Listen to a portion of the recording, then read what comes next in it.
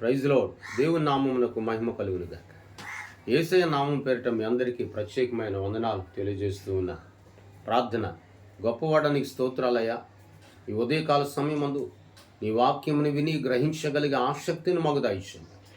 యేసయ్య నామమును అడుగుచున్నాము తండ్రి. ఆమె వాక్యంలోనికి మనం వెళ్దాం.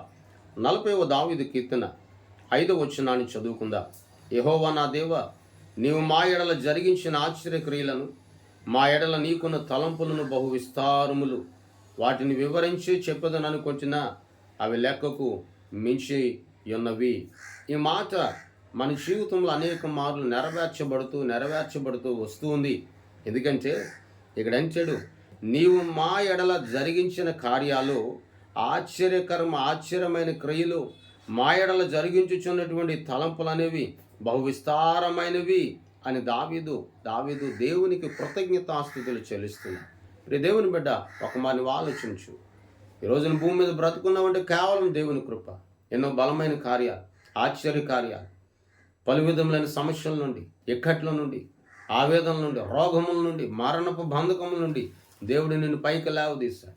అవి 1-2 నీ జీవితంలో లెక్కలేని కార్యాలు ఎన్నో దేవుని నామం ద్వారా నువ్వు పొందుకొని ఉన్నావు. మరి వాటిని గూర్చి దేవుని ఎదుట కృతజ్ఞత కలిగి ఉన్నావా? ఒక నీవు ఆలోచించు. 10 మంది కుష్ఠరోగులు మరి స్వస్థపరచబడిన తర్వాత ఒక్కడ మాత్రమే వచ్చి దేవుని స్తుతించాడు, కృతజ్ఞతాస్తుతులు చెల్లించాడు. మరి నువ్వెక్కడ ఎప్పుడు దేవుని మర్చిపోయావు? లోకం శాశ్వతం, లోకంలోనివి శాశ్వతమైనవి అని వాటిని నువ్వు ప్రేమిస్తున్నావేమో. అవి అశాశ్వతమైనవి, అవి శాశ్వతమైనవి కావు. శాశ్వతమైనది ఏదైనా ఉంది అంటే ఆయన నిన్ను ప్రేమించే శ్రేష్టమైన ప్రేమ. అందుకే ఇక్కడ అంటాడు, అవి లెక్కకు మించి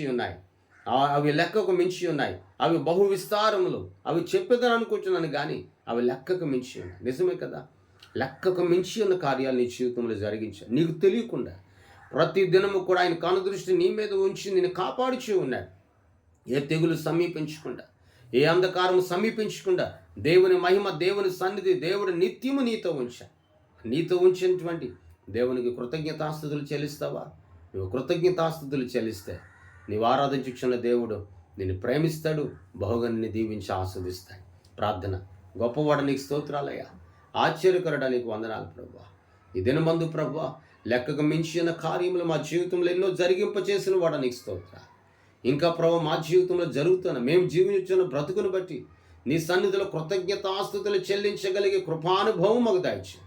ఆదరించండి, బలపరచండి, శక్తిని దయచేయండి. తోడయుండమని యేసయ్య నామమున అడుగుచున్నాము తండ్రి. ఆమె దేవుని కృప నీకు నీచు వారికి సదాకాలం తోడయుండి నడిపించునుగాక. ఆమేన్. మీ అందరికీ వందనాలు తెలియజేస్తాను.